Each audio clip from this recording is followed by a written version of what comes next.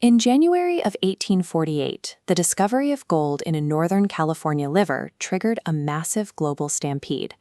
Hundreds of thousands of prospectors arrived, cementing the state's reputation as a destination to strike it rich.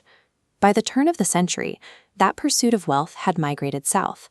The mining camps were replaced by the industrial scale of early Hollywood, where year-round sunshine and diverse landscapes birthed a massive entertainment monopoly. Today, the California dream is housed inside massive glass campuses. Silicon Valley now holds the most valuable technology companies on Earth. Decades before it became a commercial hub, the Bay Area remained a relatively quiet geographical area, dominated primarily by installations for the United States Navy. Aside from that military presence and a few local academic campuses, there was little commercial infrastructure. The region was sparsely populated and largely disconnected from the financial centers of the East Coast. Turning this sleepy military outpost into a global powerhouse required a deliberate blueprint of academic foresight and private capital. The foundation of that formula started with elite research universities, anchored in the Bay Area by Stanford. Down south, the California Institute of Technology added to this baseline of rigorous academic research. Historically, these institutions focused purely on scientific theory. Their researchers stayed in the lab, isolated from commercial markets, relying on steady streams of government defense contracts to keep the lights on. The bridge between theoretical research and commercial reality arrived with a physicist named William Shockley. This diagram illustrates Shockley's crucial contribution, the co-invention of the first working transistor, a small component capable of controlling and amplifying electrical signals without fragile vacuum tubes.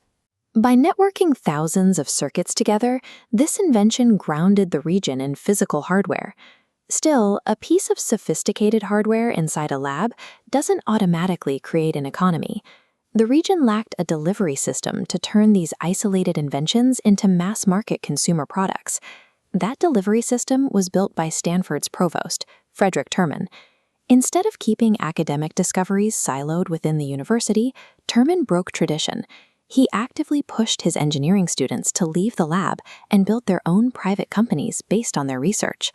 To fund those student startups, the region embraced a financial accelerant, the wide availability of private venture capital.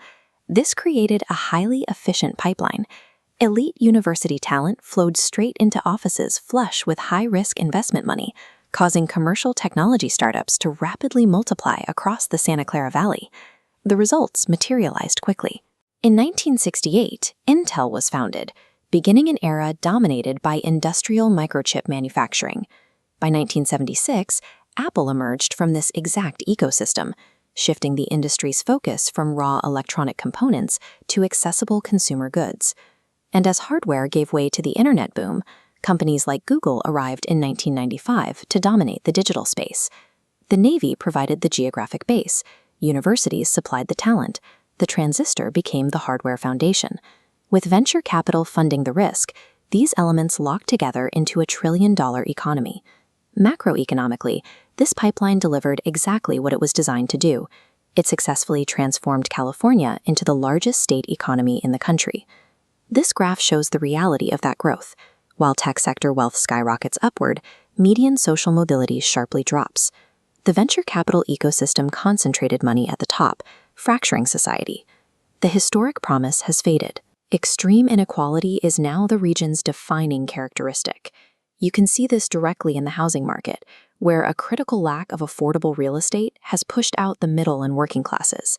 At the same time, the physical environment of the state is buckling under pressure, struggling with persistent water access issues and increasingly devastating annual wildfires. The specific financial engine built to create endless wealth has in many ways deteriorated the exact social mobility that brought so many people to California in the first place. The question now is whether the state that engineered the greatest tech boom in modern history can innovate its way out of the inequality it left behind.